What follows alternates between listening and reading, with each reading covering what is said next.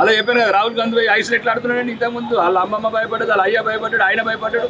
ఇలా వాళ్ళ అక్కడ చెల్లుతులు ఆడుతున్నాడు కదా ఐస్ ముద్దలతోని.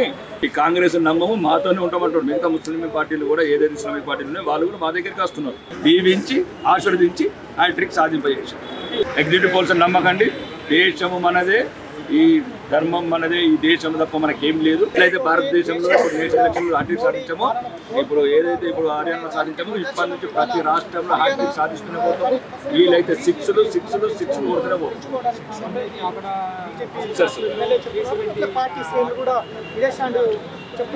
వాళ్ళకండి, మాకు కాదు. 370 ఆర్టికల్ ఉండాల్సిందే.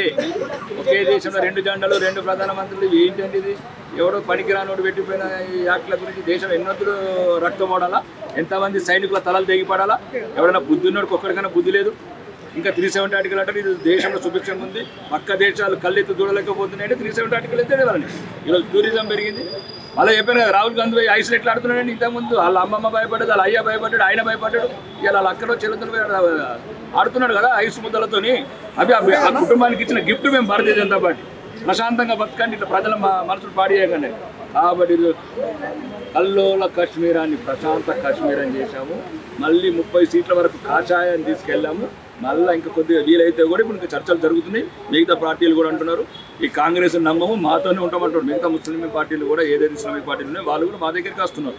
కాబట్టి కాశ్మీర్లో కూడా ప్రభుత్వం ఏర్పాటు చేస్తారు.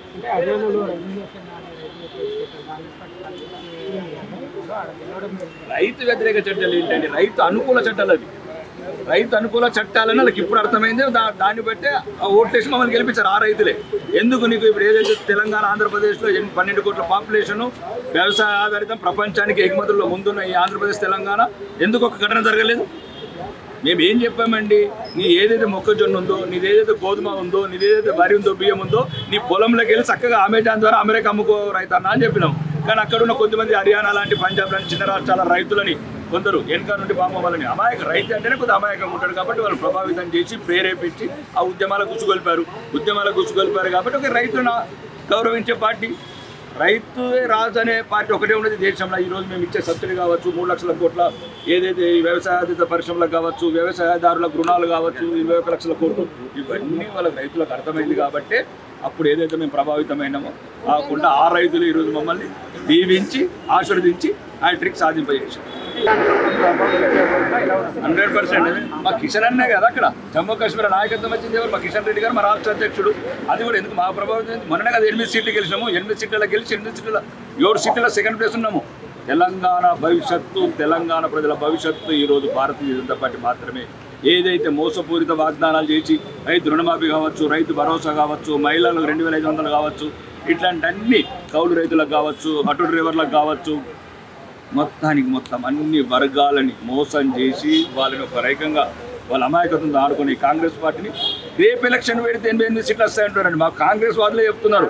కాబట్టి ఇంకా కాంగ్రెస్ నమ్మడం అనేది అయిపోయింది. అది కనుచూపు మేరలు కూడా రాకుండా చేస్తాం తెలంగాణ. నిజమైన భారతీయులు, నిజమైన భారతీయత ఉన్న ఉట్టిపడే ఛానల్స్ ఏవైతున్నాయో వాళ్ళు చెప్పిన ఎగ్జిట్ పోల్స్ అని కరెక్ట్. ఎవరైతే విదేశీ శక్తులతో ప్రభావితమై విదేశీ శక్తుల నిధులతో ఎవరైతే ఛానల్స్ నడుపుతున్నారో, ఎట్లయితే రాహుల్ గాంధీ లాగా మన దేశం సొమ్ము తినుకుంటూ విదేశాలపై దేశాన్ని ఎదుగుతున్నారో అట్లాంటి నాయకుల మాటలు ప్రజలు నమ్మలేదు. ఎగ్జిట్ పోల్స్ను కూడా ఎవరైతే నిజంగా ఎగ్జిట్ పోల్స్ భారతీయ ఛానల్స్ చెప్పినా అవి ప్రజలు నమ్మారు. ఈరోజు మిగతా రాష్ట్రాలకి ఇది ఒక స్ఫూర్తి. ఎగ్జిట్ పోల్స్ నమ్మకండి. దేశము మనదే, ఈ ధర్మం మనదే, ఈ దేశం తప్ప మనకేం లేదు. భారతదేశాన్ని కాపాడుతున్న ప్రతి ఒక్క భారతీయుడు ఈరోజు కంకణంగా